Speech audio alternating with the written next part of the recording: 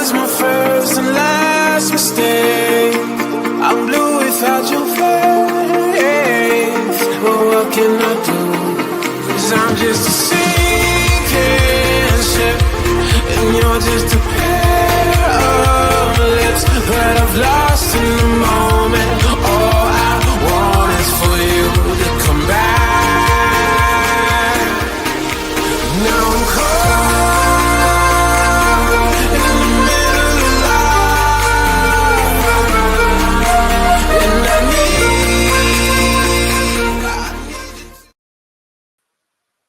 Greetings, everyone, and welcome to another edition of the Red Pill Diaries. I'm your host, your brother, and your friend, Rashid, and I'd like to thank you all for joining me. The show won't be super long because I have a doctor's appointment that I forgot about that I have to go to. It's very important for my daughter. Okay, but we're gonna get into some things, and it may be 30 minutes or an hour and 30 minutes. But I had plans to do the show for about 2 hours because I wanted to address some things. But the name of the show is titled The Empire's Next Move.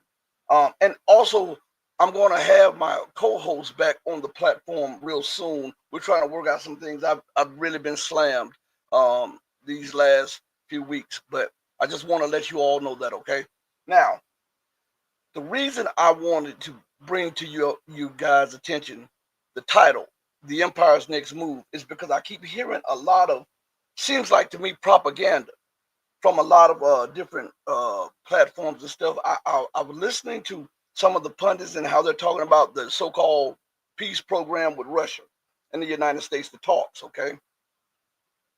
And they were saying how the EU needed to be excluded and how the EU needed to be left out, and how the EU was in their feelings, and how Zelensky needed to be left out, and all of this stuff, and it needed to be negotiated between the United States and Russia. But to say that means that from the jump, it was the United States and Russia. It was the United States proxy war. Now, I'm not into defending anybody, but I just want to lay this stuff out so that people can understand. We admit that this is America's proxy war. We admit that this is NATO's proxy war. And we admit that the United States runs NATO. So how is it that America's minions have no right to be mad? How is it that Ukraine, if it's a sovereign state, remember the Secretary of Defense, Hegseth, said that they want Ukraine to be a prosperous, independent nation? Well, how is it that with the United States negotiating without any input, I might add, from Ukraine, from the Ukrainian government, that they have been saying to us over these years is an independent nation and independent government? How is it that they can just ignore the Ukrainian government if it's independent and it is the will of the Ukrainian people? How can you justify on one end and then ignore on the other end? I'm not against any of the peace talks, but what I'm saying to you, for us to acknowledge that the United States is negotiating peace for Ukraine is to acknowledge that the United States runs Ukraine. Because how could I negotiate peace for, say, South Africa, if I am not a South African, if I am not empowered by the South African people, if I'm not a member and a powerful member of the South African government? What would it look like for me living here in America to then go to negotiations and exclude the South African people, nation, and people, and negotiate on their behalf? That would be an admission, in so many words, that I run South Africa, that I am the head honcho, that policy starts and stops through me. So Zelensky, though he's a puppet, he has a right to be enraged.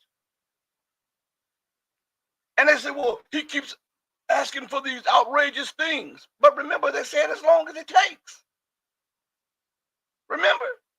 Remember, they kept saying that we'll give you everything you need and we will stand by Ukraine. Am I an advocate of the war? No, I'm showing you the hypocrisy of the West, and I'm showing you the hypocrisy of the alternative media. How soon they forget that it was America, it was Britain, it was NATO constantly saying that we'll supply Ukraine with everything. Didn't Lindsey Graham say that we should give Ukraine everything they're supplying the bodies? Huh? How can we miss this?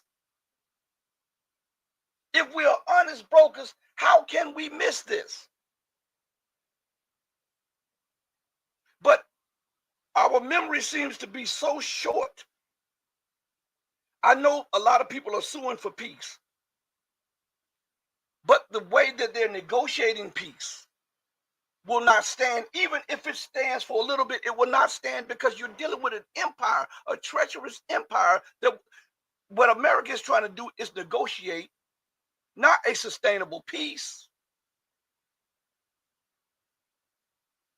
She's trying to negotiate a pause to make it look like it's a sustainable peace. Do you understand?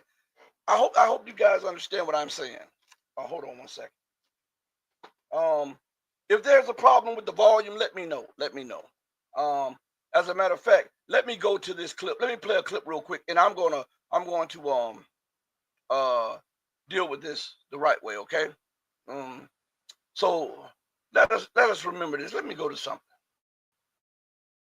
There is nothing new, frankly, because the U.S. Historically, in foreign policy, was motivated by making some trouble and then to see if they can fish in the muddy water.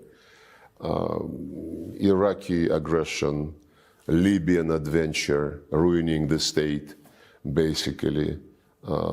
Fleeing from Afghanistan, now trying to get back through the back door, using the United Nations, to organize some event where the US can be present, in spite of the fact that they left Afghanistan in very bad shape and arrested money, don't want to give it back. I think this is, if you analyze the American foreign policy steps, adventures, most of them is the right word. That's the pattern. They create some trouble and then they see how to use. Okay. Let's see. We have something. Salute, Perseverance Chameleon is in the building. Thank you for joining me. Now, I'm not. I don't advocate for war, but how can you have a true sustainable peace if the methods to negotiate the peace are the same methods that instigated and promoted and pushed the war? I'm asking.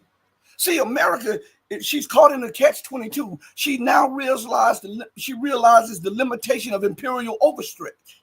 She realizes that she cannot, regardless of all of the propaganda, she cannot focus on a major conflict in Europe against Russia, a major conflict in West Asia against Iran, and then position herself to then try to fight, I would say, her peer power, which is China.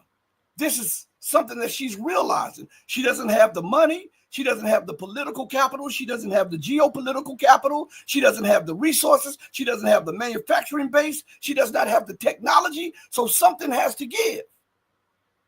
So we're looking at the next moves of the empire. Now I want to point out something to you all.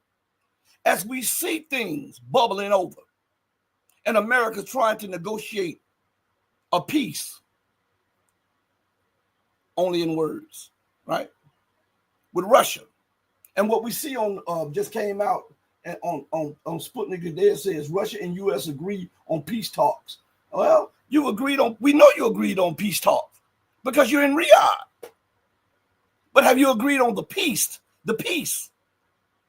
Huh? We understand that you have agreed on peace talks. That's what you have been talking about for the last few days. But have you agreed on the peace? Have you talked and come to a viable solution on bringing in peace and sustaining peace? And Russia must remember that she said that America and the West, they're agreement incapable. So what does that say? If you agree on these things, do you believe that she will live up to her word? Shout out to Vera. Do you believe that she will maintain it? Think about this. See, this is just a headline grabber here. I want to show you something on Sputnik, because we have to address these things. We have to address them. We go behind the lines. We go behind the headlines. Okay, this is, and I'm reading it for the first time with you all. Okay, this is from RT, and the headline says Russia and U.S. agree on Ukraine peace talks, according to Lavrov. How is that a headline? Where are they at? In Riyadh. What are they supposed to be doing? Talking over peace, right? So we've already known that.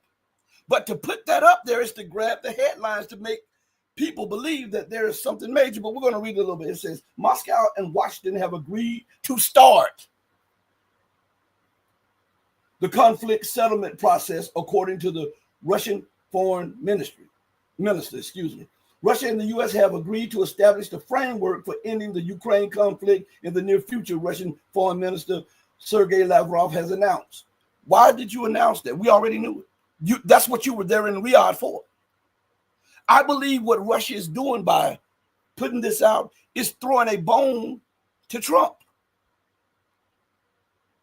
because that gives him political clout, saying that Trump is in office now. And I'm not attacking Trump, so don't think so.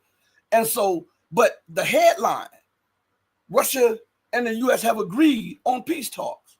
We knew you had agreed to come to Riyadh to talk on peace. We knew it. It was announced a week ago, and you guys are in Riyadh. These are just headline grabbers. Okay? Now let's see if anything substantial is in here. It says, top Russian and U.S. diplomats met in Saudi Arabia on Tuesday to explore ways to restore diplomatic ties, lay the groundwork for a summit between Russian President Vladimir Putin and his U.S. counterpart, Donald Trump, and advance efforts towards resolving the Ukrainian conflict. Lavrov led the Russian delegation, which also included Yuri Ushnikov, Putin's top foreign policy aide, Kirill Dmitriev, the CEO of the Russian Direct Investment Fund, also took part in the negotiation process. The American side was represented by U.S. Secretary of State Marco Rubio, Trump's national security advisor Mike Waltz, and Steve Witkoff, Washington's special envoy for the Middle East. Neither Ukraine nor the EU participated in the meeting, with Kyiv stating it would not recognize the outcome of the talks unless it was involved. Speaking to reporters shortly after the meeting in Riyadh, Lavrov stated that as part of the agreement to initiate, to initiate, the word initiate means to start, right? Right? It says, to initiate the conflict settlement process, Russia will appoint its representative once it receives confirmation of Washington's designated negotiator. I believe the discussions were highly productive, Lavrov said, adding, not only did we listen, but we genuinely heard each other. So what is Lavrov saying to you in layman's terms? He is saying, remember, Russia had these guidelines. This must take place for any talks to take place. This must happen, blah, blah. So if peace talks have been agreed upon, the U.S. must have capitulated to Russia's main demands, right? We can say, well, Russia may have capitulated, but Russia did not have that type of political capital to waste, because within Russia itself, because Russia had given so much of the political capital away by not responding to the provocations by NATO during Joe Biden's term. You can only allow so much. You have people that you have to deal with also. So the announcement of this means that what they're trying to do is signal to the West that Trump is preparing the grounds for peace. I continue to tell you this. Listen, this is a head fake. This is something America will never live up to her agreements, ever, ever. I'm not saying this. All one has to do is go look at the history. Did she live up to the 40 acres and a mule to her ex-slaves? No. Did she live up to all of the agreements that she made after she freed the slaves? No. Did she live up to any of the agreements to the Indians? No. Did she live up to her agreements with the Moors?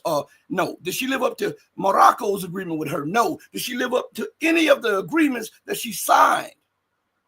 She only uses agreements when she is at a disadvantage or when she's trying to catch up to someone else or trying to buy time for something else. And once she's bought time and she feels that she's on an equal or greater footing, she discards the agreement. Hence, the pulling out of all of these international treaties. So this is to buy time because the empire is debt-ridden. You don't believe me? Look at this. Let's go to something real quick, okay? There's an article that came out on February the 10th, okay, on the Economics Collapse blog. And this article says 11 signs that a recession in the U.S. may have already started. It says the Biden administration has given us an economy in which homelessness is at an all-time high, demand at food banks is at an all-time high, and poverty is growing all around us. The rising cost of living is absolutely crushing households throughout the nation, and now delinquencies are rising. Businesses are going bankrupt at a staggering pace, and mass layoffs are happening from coast to coast. We won't officially know whether we are in a recession at this moment or not until months from now, but I guarantee you that it certainly feels like a recession to millions upon millions of us. Our economic momentum have been rapidly taking us in the wrong direction for a long time, and the level of economic pain that we are witnessing right now is truly frightening. The following are 11 signs that a recession in the United States may have already happened or started, And it says, number one, I want you to listen to this because this is very important. Number one, approximately 500,000 businesses filed for bankruptcy in the U.S. in 2024. 500,000. Now, I want you to think about that. 500,000 businesses. And we got to understand that these businesses have branches. So if we're going to go just the minimum, let's say 10, right? So now we're looking at 5 million businesses. Something like that. All right. That represents a 14% increase compared to the previous year. So each year, we're seeing more bankruptcies. What does that lead to, right? If businesses need capital to stay in business and they're no longer making profit and they're forced to shutter their doors, that leads to what? Unemployment payments, right? And default on loans from banks. This also leads to a problem in the shipping because corporations or shipping freights or shipping trains or cargo planes or trucking companies that used to ship the product to those businesses now no longer have those businesses as destinations, and they have loans that they too must pay the banks. You understand? Desperation is in the system. Okay, so it goes and says last year in 2024, about 500,000 businesses filed for bankruptcy. That's 14% more than the prior year, the year prior, It says, number two, more than 7,000 stores closed in the U.S. Excuse me, everybody. More than 7,000 stores closed in the U.S. in 2024, and it is being projected, listen to this. I want you to listen to this.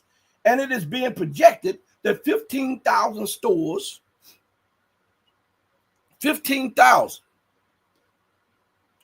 stores will close in the U.S. in 2025. That's a projection. It can be a little bit smaller or it can be a lot more. If you go to war, it's going to be more, especially with China. 15,000, that's more than double the 2024. And that's what they see as a minimum. So when the economy is collapsing, when debt is mounting, when there's a great divide in all of the areas in your society which threatens to rip your society apart, what do? You find an outside enemy. You find an outside threat to direct the anger of the people to, so that they won't be looking at you angry because there's no food, no, they can't pay their car notes, they're getting evicted, they have gotten their cars repossessed. This is what they do.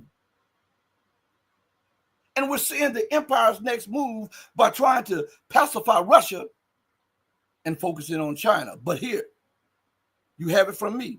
Before they move on to China, they're going to war with Iran. Before they move on to China, they're going to war with Iran. You want to try to take off the weakest link so that you can buy the economy a little bit more time. Okay? That's common sense. And at the same time, you're killing a couple of birds with one stone. You're taking off one of your greatest nemesis. And at the same time, if you're able to cause them to submit, then you're now in Russia and China's underbelly, and you control the oil routes, the gas routes. You interfere with the Belt and Road Initiative without even physically attacking China, and you buy more time for dollar hegemony. You understand? So it goes on and says this.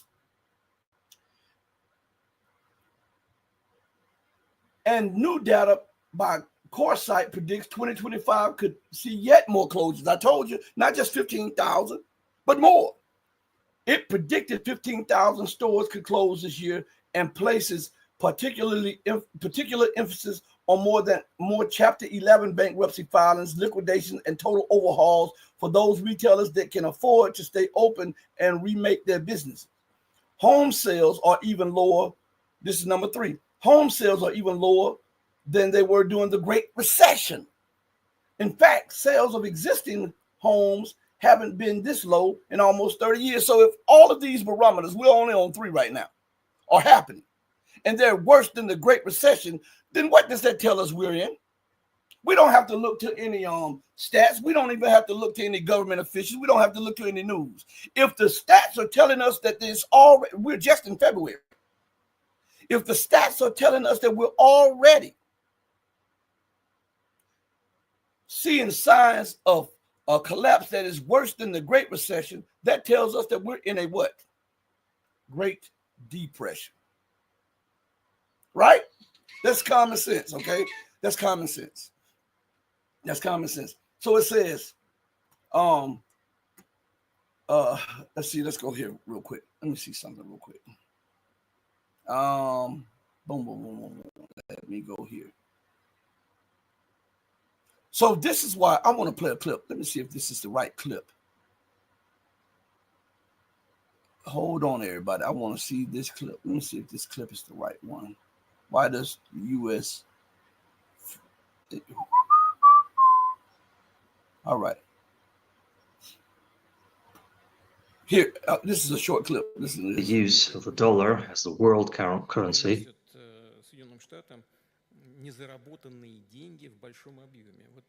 brings the United States a lot of money it didn't actually earn. Experts estimate that they got $10 trillion just so for the very fact of the dollar being used as the world reserve currency. It's because of interest rates, allocation fees, and so on. 10 trillion. And that means it consumes more than it produces. And that's very important because essentially the dollar allows the United States to continue exploiting other world economies for their benefit. So the dollar, it is essential for America to keep the dollar going. This is why you see the wars. They understand they bit off a little bit more than they can chew in Ukraine. Not that they feel sorry about the loss of lives. That's not it. They realize that it is draining capital that they thought they would have to face off with Iran and face off with China. So they got to consolidate, and they'll double back on Russia. This is the epitome are the example of scorched earth policy. If I can't rule, I'm killing everybody. I'm taking everything down. If my system cannot be maintained, I'm prepared to burn the whole house down. Okay? So they are making war to prolong the dollar's hegemony. They are making war to try to find something to buy a little bit more time for the empire to rule. They cannot see, I don't care what these people are telling you. Look at the actions. They cannot accept, nor can they see, a world where America is an equal power, forced to compete on the merits of its skill, its education, and its labor force, and its ingenuity and creativity. And they cannot see a world where America is in a position where she's equal to or just a little bit less than other nations. This is unacceptable in their eyes because they see American exceptionalism. That's why you always hear them say, God bless America, as to say to everybody else, to hell with everybody else. That's why you see that America must lead. America must do this, America, because that's ingrained in the brain for over a century. This is why they're fighting so bad, because when they see stuff, they look at it from a position as that we can't allow anybody to be in our position because they may do to us what we're doing to everybody else. Because in their mind, when they mistreat people, when they rob people, when they ignore the interests of other nations, when they ignore the sovereignty, when they ignore international law, it is their God-given right to do so. But how dare you aspire to my position, because you may do to me what I'm doing to you and everybody else. So we're prepared to fight like hell to maintain what we have. But there's a crumbling structure, a crumbling infrastructure, a crumbling educational system, a crumbling economy. And all of this is blowing back and bouncing back on the empire. Do you understand? So it says, home sales are even lower than they were during the Great Recession. In fact, sales of existing homes haven't been this low in almost 30 years. All right. Hold on one second, everybody. This thing is tripping right here. All right. Hold on one second. It's tripping. All right, here we go. Existing home sales in the U.S. in 2024 were the lowest in nearly 30 years, and home prices hit an all-time high. The National Association of Realtors released data that showed existing home sales declined to the lowest level since 1995 last year, with 4.06 million homes on an annual basis, sold on an annual basis. Number 4, check this out. Number 4, a majority of U.S. population struggles to afford their rent, their regular rent, or mortgage payments. So a majority. So this is not something the minority. So if the majority is struggling to keep a roof over their head, to keep food in their stomach, to put gas in their car, which they're struggling to pay gas payment and insurance payments, right? And they are 1 week away from being on the streets, or 1 week away from not having power or water in their homes. Of course, the government needs an enemy so that you don't look at them fleecing the people. This happens when all empires implode. All one has to do is look at history. History best rewards those who research it. In the midst of moral and economic and ethical decay,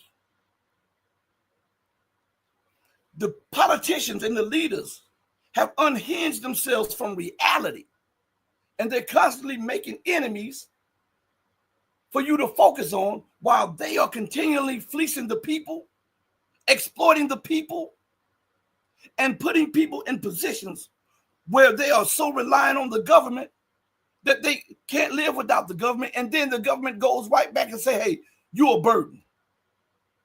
You're a burden. Right? It's crazy. This is what I'm saying. Look at history, yo. And I don't understand why the alternative media is not calling this out. All of this is, the economic situation is connected to the political situation. which is connected to the geopolitical situation. If you unhinge one from the other, you don't get a full picture of everything that is taking place. Look at Europe. Look at the blowback of their political actions. It is causing them to face a reality that they never thought that they would have to face, which is the collapse of their economy, the collapse of their unity, the breaking of their industries, the explosion of poverty, homelessness, the destruction of their educational system, and the rejection of them and their ideas and their way of governance by the world. All one has to do then is turn and look to the west, further west, and the same is going on with Canada and the United States. And it is all because of this exceptional idea that the West is supposed to dictate terms to everybody, and you're supposed to like it, or else you'll be overthrown, sanctioned, or war will be made against you.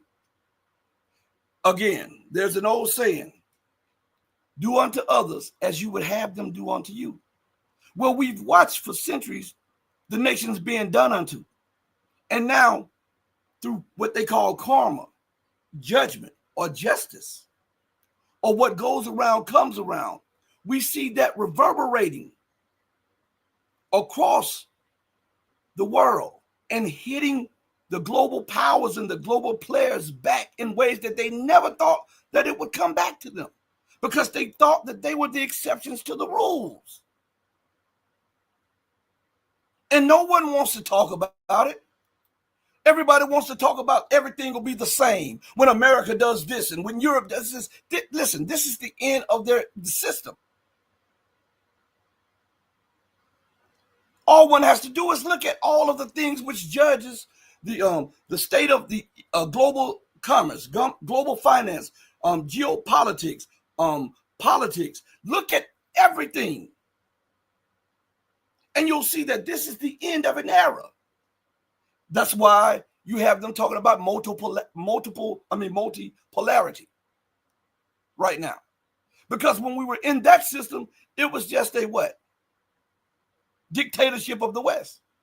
It was a unipolar world order where America dictated, and to a certain degree, her minions dictated to Latin America, to Africa, to the Caribbean, to West Asia, or they call it the Middle East, and to Asia proper, and to Eurasia. And now that is no longer the case, because now the chickens are coming home to roost. When you blew up Libya, right?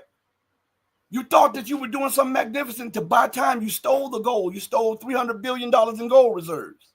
You stole $200 or $300 billion in currency reserves. You destroyed the country, and now you're dealing with an influx of migrants that does not want to assimilate in Europe. And you're complaining about it, but you started it. You blew it up. And now it's costing you more than you got out of the pot that your hand was in with your allied nations. And it's frustrating you because now your people are now angry because they are not the priority, but this is a blowback of imperialistic policies. This is a blowback of non-forward thinking and greed. And I'm going to call it out. You can like it or not like it. It matters not to me. So we're looking at the empire's next move, and she's become more and more and more and more desperate, right? Because the debt burden is unreal. As a matter of fact, listen to what this says right here. A majority of U.S. Population struggles to afford their regular rent or mortgage payments. Excuse me, this thing was jumping for a second. Hold on, I was trying to. Nearly 70% of single, divorced, or separated people struggle to afford their regular rent or mortgage payments, compared to just over half, 52% of married people, according to a recent Redfin Commission survey.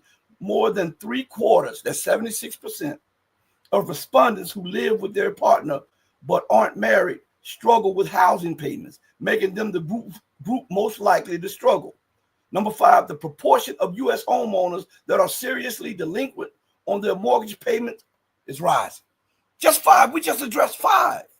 And then you get an understanding of why desperation is starting to set in. Why? Because America looks at this. Listen, I want you to understand something. As this goes on, okay, America has teams. All right, America has teams that does projections about things, and they analyze practically everything, and they come up with gaming solutions, just like if they're war gaming. Well, if this happens, this will happen, blah, blah, blah. Don't think that they're not gaming this. Don't think for 1 second they don't understand that what is coming down has the potential to blow everything up. People are saying that they filed for unemployment. They're not hearing back from unemployment. Think about that. Some people that have that get their Social Security or missing Social Security checks, and they want you to think all of this is normal. So what do? They manufacture enemies. They manufacture dissent so that you can focus on your neighbor and you can focus on someone overseas, and you don't have the power and the ability to discern and to pierce through all the madness and focus on the cause of the problem. This is what Americans do. So we're looking at America's next move. All one has to do, for people who think that all of this is Trump is doing this and Trump is doing that, look at his team. All of those are neocons, hawks. Even the J.D. Vance doesn't really like Donald Trump. Remember, he talked about Donald Trump until he was picked to be vice president. Look at Marco Rubio. We know he's a neocon. Look at the negotiating team. If you think things are just changing, things are changing, but not because of goodwill. It's because of necessity. Because necessity causes you to do things which you would not normally do in order to buy you more time and for you to be able to focus on something that you need to focus on more at the moment of time. Okay, this is what necessity is forcing this stuff to happen. You understand? Necessity is forcing. So when we look at this situation, let me see something real quick as I'm talking to you all. We see the implosion of the world system that is governed by the U.S. and NATO. This is one of the reasons why they had the talks. America wanted to get Russia's backing. A lot of people they're not talking about this, and Russia's guarantee that Russia would not seek an alternative to the dollar. Why? Why? That was one of the talking points that they negotiated on in Riyadh. Why? I thought you were there for Ukraine. Why is this so important? Because of Russia's influence, because Russia has circumvented the dollar, because Russia it has what is it? I think has turned to almost complete trade with China and its yuan. It's doing bilateral trade agreements and bilateral currency swaps with other nations. Why would America negotiate now? Because she's hemorrhaging. She needs to slow the bleeding. Because if she can slow the bleeding with Russia and she can knock off Iran, then she can focus on China. And if she can get the grand prize and knock off China, she can cement dollar hegemony for another 50 to 80 years. That gives the empire another 50 to 80 years to exploit, to rob, to pillage, to maim, to bomb, to dictate, to rule. And of course, with all of the crying and moaning in Europe, they'll go along with it. Why? Because they are beneficiaries of it. The pound is directly tied to the US dollar. The euro is directly tied to the US dollar. So it's in their interest for the US dollar to continue. Because the result of it not continuing would mean the implosion of all influence that Europe still has, massive poverty and hunger, the scales are like what you've never seen before. And then forcing them within their own borders and all of these occupied islands in Latin America, off the coast of Africa, and in the Indian Ocean and in the Pacific, would then be left to their own governance, because the nations that occupy them, Britain, the United States, all of these, Norway, all of these nations that occupy these, what they call overseas territories. That is a cheap term or a palatable term for the people to say areas which they occupy, which does not belong to them. All of these would then revert back to the indigenous people of those lands, and they would have to come back to their own territory because they would not have the resources and the finances to maintain governance or defense of those territories. They're in a catch-22 now, and they're fighting for survival. What I just read to you about America, all one has to do is look in Europe, and you can see semblance and signs of the same thing.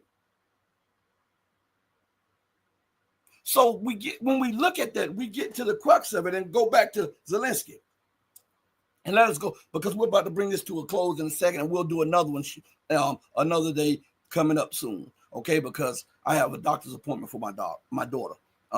So listen, all the alternative media keeps pointing the finger at Zelensky. Oh, he's crazy. Hell, you knew he was crazy when you put him in office. He had to be crazy to accept the terms that America and the West put on him to become the president. Only a fool would do that. Only a crazy man, but knowing that America always turns on her puppets. So this is not something new to us. You want to frame it and fix it as though it is. Well, he's crying about these weapons. Well, you told him you were going to give them to him when he started the wars. When he sent all of those young men and women out to die for the empire. You said you would finance him. You're cutting off his finance. Of course he's mad. Of course he's pissed. Wouldn't you be? Why isn't the alternative media presenting it as it is? They're now framing it as though America is this benevolent person looking for peace, when it is America that has brought the world to pieces. When it is the European power structure, which is NATO, that promise, as long as it takes, we'll stand with Ukraine as long as it takes. We'll supply with everything it needs.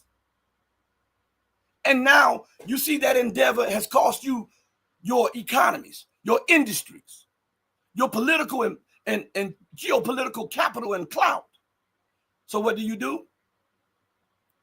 You put people in the alternative media and in the mainstream to echo it's Zelensky's fault. He's irrational. He's unhinged. He keeps crying about this. He wants this. You're going to blame the puppet and not the puppeteers. Why would you do that unless you have an interest in that? Anybody who has watched this situation unfold know that he has no clout, no power, no real power, especially when America funds 90-some% of everything, the government, the intelligence service, the military, the social sector, all of this stuff. How in the hell can he have true influence and power? Huh? And to say these things about him after knowing this for the longest, that he was a puppet, and disregarding America's hand, Britain's hand, NATO's hand in this, shows that you have little to no character, or you don't understand.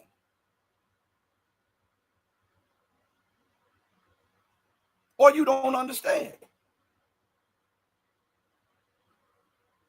And if you don't understand, why should we listen to you? And if you have little to no character, why should we listen to you? Because just like I know it, you know it. And some of these people have better contacts than I do. So if you know it, you understand it, you have better contacts than I do, then why the hell are you presenting these lines this way? And what I mean by that, why are you presenting this particular thing the way that the West wants you to present it? Zelensky this and Zelensky that. We knew that from the jump. But it's not the puppet that has the power. It's the puppeteers that controls the puppet, that makes the puppet jump, makes the puppet move, that makes the puppet dance. And when the puppeteer is finished with the act of the puppet, it sits the puppets down or puts the puppet back in the box. And it looks as though they're about to put the puppet back in the box, because not only is mainstream, but alternative media is putting all of the blame on Zelensky, all of the blame on the leadership of Ukraine. And a lot of it should go there, but we can't remove the people who financed it. Or just in case you forgot, remember Victoria Nuland? F the EU. Remember that? We spent $5 billion to bring in another government, right? You remember? I know you guys remember that, right? What about Joe Biden and his pay-for-play scheme in Ukraine? Huh? Y'all forgot that? What about BlackRock? What about British Petroleum? Huh? You guys forgot about that? All of these had hands in Zelensky's leadership. All of these had hands in Zelensky's policies. So if we're going to say that Zelensky keeps begging, he has the right to beg, because you promised him something. He sacrificed over 1 million soldiers to push your policy. Huh? You don't want to talk about that, do it? I'm not with Zelensky. And I think he should cut his losses before they put him in a box. But I'm saying this is something that we see time and time again when dealing with the empire. When they are caught up in something, it's the puppet's fault, never the puppeteers. And if you see media talking about Zelensky constantly without putting the blame where it should be, you should question them too. You should question them, because there's no way these people have all these contacts and don't realize what is actually going on. There's absolutely no way. On this note, I want to go out the same way I came in, with love in my heart for each and every one of you who loves truth, but know that I love you, but know that the love that I have for you will always pale in comparison to the love that God has for you. Until we next speak again, stay strong, stay true, but above all things, stay righteous. And thank each and every one of you for joining me on this platform. We're going to do it soon, do it again, okay? And I want to take the time out right now to thank each and every one of you who are channel members, who are patrons. I really, really appreciate you believing that much in me, to put your money where your mouth is, to keep the channel going and growing. We're going to keep doing it. We're going to keep hitting them, and we're going to keep putting out this truth. We got a live stream coming up this week also, and I may be on the New Atlas this weekend also. So look for all those things. I want to thank each and every one of you. Do right by others, not because there's some material gain, but because it's the right thing to do. Hey, mama, your baby boy loves you more than life. Everybody, thank you. I'm out of here. Deuces, everybody. Peace.